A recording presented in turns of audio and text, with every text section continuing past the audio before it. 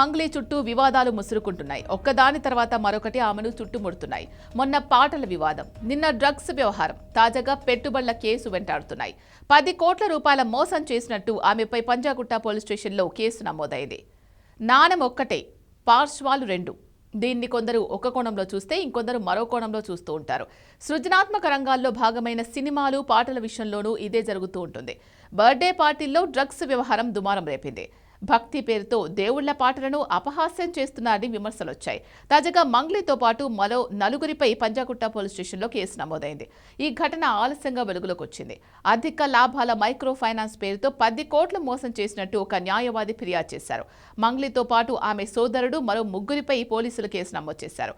ఫిర్యాదులో తనకు ప్రాణహాని ఉందని న్యాయవాది సుబ్బారావు తెలిపారు. దీంతో మొత్తం 5గురిని బిఎన్ఎస్ సెక్షన్ 351(2), 352 కింద కేసు నమోదు చేసి దర్యాప్తు చేస్తున్నారు.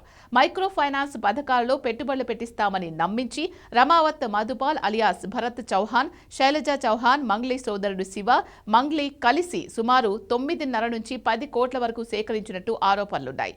ఈ నిధులను గోకులానందన ఇన్ఫ్రా ఇండియా ప్రైవేట్ లిమిటెడ్ పేరిట import, export, real estate, trading వ్యాపారాల్లో పెట్టుబడి పెడతామని బాధితులను నమ్మించారు. ఒక తెలిసిన మ్యూజిక్ డైరెక్టర్ గారి ద్వారా సింగర్ మంగ్లీని అప్రోచ్ అవడం జరిగింది. మీకు చెప్పాల్సిన అవసరం నాకు లేదు అని చెప్పేసి మాట్లాడుతూనే ప్రధాన నిందితుడు ఇందులో ఎవరైతే రమావత్ మధు ఉన్నాడో దాదాపుగా 150 నుంచి 200 కోట్ల స్కామ్ ఇది. ప్రధాన నిందితుడు ఎవరైతే రమావత్ మధు ఉండో వాడిని లైన్ లో తీసుకొని ఎవడు మాట్లాడించడం జరిగింది. ఒక సెంట్రల్ మినిస్టర్ పేరు చెప్పి కూడా నన్ను బెదిరించడం జరిగింది.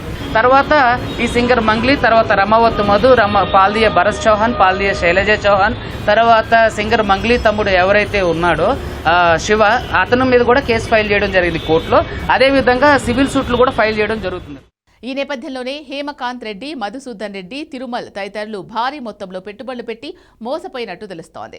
బాధితులు తార్నాకలోని విజయపురి కాలనీకి చెందిన న్యాయవాది సింగపోగు సుబ్బారావుని సంప్రదించారు. దీనిపై సింగర్ మంగ్లీని సంప్రదించగా ఆమె అనుచితంగా మాట్లాడినట్టు ఫిర్యాదులో తెలిపారు. అంతేకాదు ఈ కేసులో ఆమెను, తన సోదరుడు శివను చేర్చవద్దని సుబ్బారావుకు మంగ్లీ డబ్బు ఆఫర్ చేసినట్టు ఆరోపించారు. ఆ తర్వాత దర్శకుడు వేణు ఉడుగుల, అడ్వకేట్ పూజారి నాగేశ్వరరావు ఆధ్వర్యంలో పంజాగుట్టలో సమావేశం ఏర్పాటు చేశారు.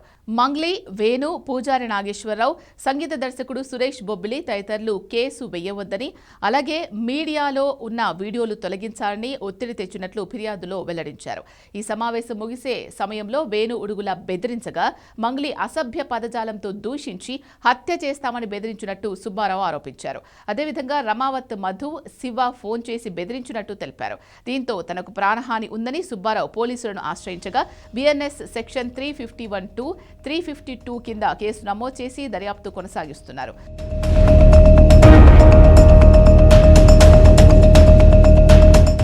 గతంలోనూ సింగర్ మంగ్లీ వివాదాల్లో చిక్కుకున్నారు. తన పుట్టినరోజు వేడుకల కోసం ఎలాంటి అనుమతులు తీసుకోకపోవడంతో మంగ్లీ సహా 4గురిపై పలు సెక్షన్ల కింద పోలీసులు కేసులు నమోదు చేశారు.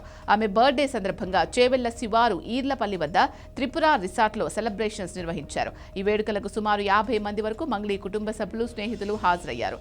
వీరిలో సినీ పరిశ్రమకు చెందిన వారు కూడా ఉన్నట్టు సమాచారం. అర్ధరాత్రి 2 గంటల తర్వాత ఎస్ఓటీ పోలీసులు దాడులు చేశారు. అక్కడున్న వారు గంజాయి తీసుకున్నారని తెలియడంతో 48 మందికి పరీక్ష నిర్వహించారు. ఇందులో ఒకరికి పాజిటివ్ వచ్చింది. అనుమతి లేకుండా పార్టీ నిర్వహణ, న్యూసెన్స్ కింద వివిధ సెక్షన్ల కింద 4గురిపై పోలీసులు కేసులు నమోదు చేశారు.